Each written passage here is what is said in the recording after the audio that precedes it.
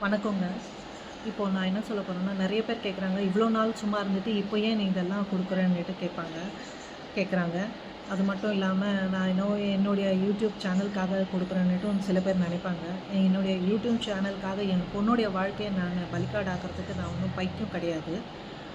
இத்தன நாளா எதுக்காக நான் சும்மா இருந்தேன்னா, என் பொண்ணு எப்படினாலும் அங்க போய் வாழ போறா. மறுபடியும் நம்ம வந்து இதெல்லாம் நம்ம சொல்லி, நம்ம பிரச்சனை பண்ணி, நம்ம பொண்ணுடைய வாழ்க்கைய நம்மளே கெடுத்துறக்கூடாதுன்ற ஒரு இதில தான் நான் வந்து என்னுடைய சுயநலம் அதுவும். என் பொண்ணுடைய வாழ்க்கை நல்லா இருக்கணுன்றதுக்காக தான் நான் சொல்லாம இவ்வளோ நாள் மூடி மறைச்சிருந்தேன்.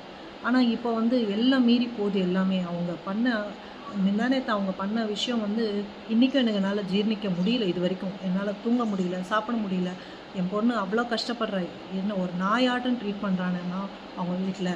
இப்படிப்பட்ட வீட்ல என்ன கட்டி குடுத்தியேம்மான்னுட்டு. அவள அந்த நிலைமைக்கு ஆக்குனது நான் தான். இல்லன்னு சொல்லல.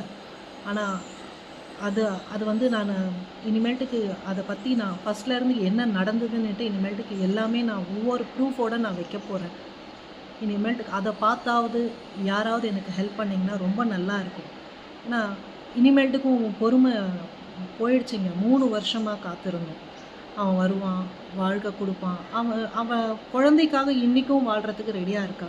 ஆனா, இந்த மாரி பண்றவங்கள வந்து என்ன பண்றதுன்னு நீங்க தான் சொல்லணும். அந்த கடவுள் இருக்கிறான்னுட்டு தான் நாங்களும் இவ்ளோ நாள் சும்மா இருந்தோம். ஆனா, அந்த கடவுளும் எவ்ளோ தான் எங்கள சோதிக்கிறாருன்னு புரியல. தயவு செய்து உங்களால முடிஞ்சா ஏதாவது ஒரு விதத்தில எனக்கு ஹெல்ப் பண்ணுங்க. Thank you.